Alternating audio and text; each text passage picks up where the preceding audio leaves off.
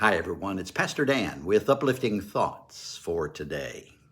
During this Lenten season this week, I'm inviting you to take time to reflect and renew your faith as we look to Easter.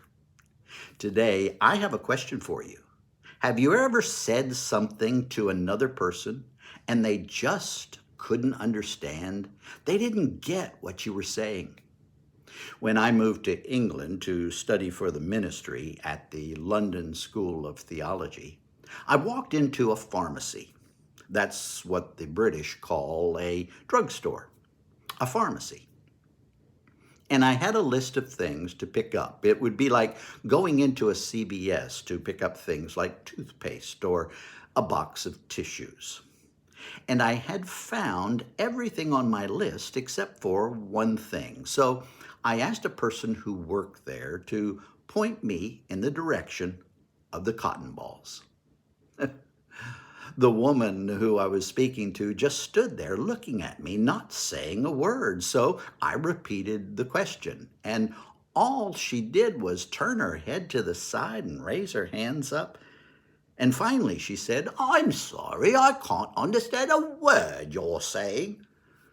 "Oh, excuse me," I said in my best British accent. "Do you have any cotton balls?" And she said, "Yes, right over there."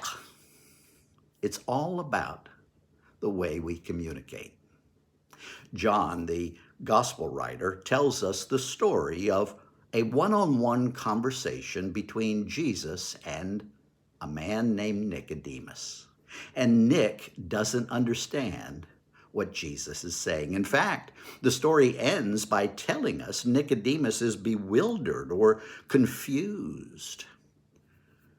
Nick just doesn't get what Jesus is saying. But here's the thing. Jesus doesn't give up on him. Nicodemus is in the dark, and Jesus keeps turning on the light. So for John, the story of Nicodemus is all about darkness and light.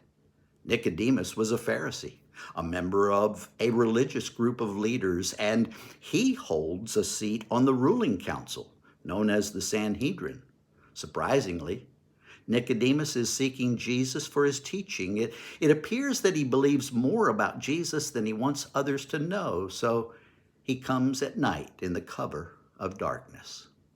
Here's their conversation. Jesus says in John 3, verse 3, "I tell you the truth, only someone who experiences birth for the second time can hope to see the kingdom of God." Then Nick says in verse 4, "I'm a grown man. How can someone be born again when he's old like me? Am I to crawl back into my mother's womb for a second birth? That's impossible." So Jesus keeps turning on the light, telling him about something altogether new. Life's not about keeping the law, but about being led by the Spirit. Verse 8, Jesus says, "The wind blows all around us as it has a will of its own. We feel and hear it, but we don't understand where it's come from or where it will end up." Life in the Spirit is as if it were the wind of God. Then Nicodemus says in verse 9, "I still don't understand. How can this be?" Friends, God is light. He never gives up on us. He keeps shining his light so that we can understand more. God helps us to see things more clearly. So let me ask you, do you have a decision to make?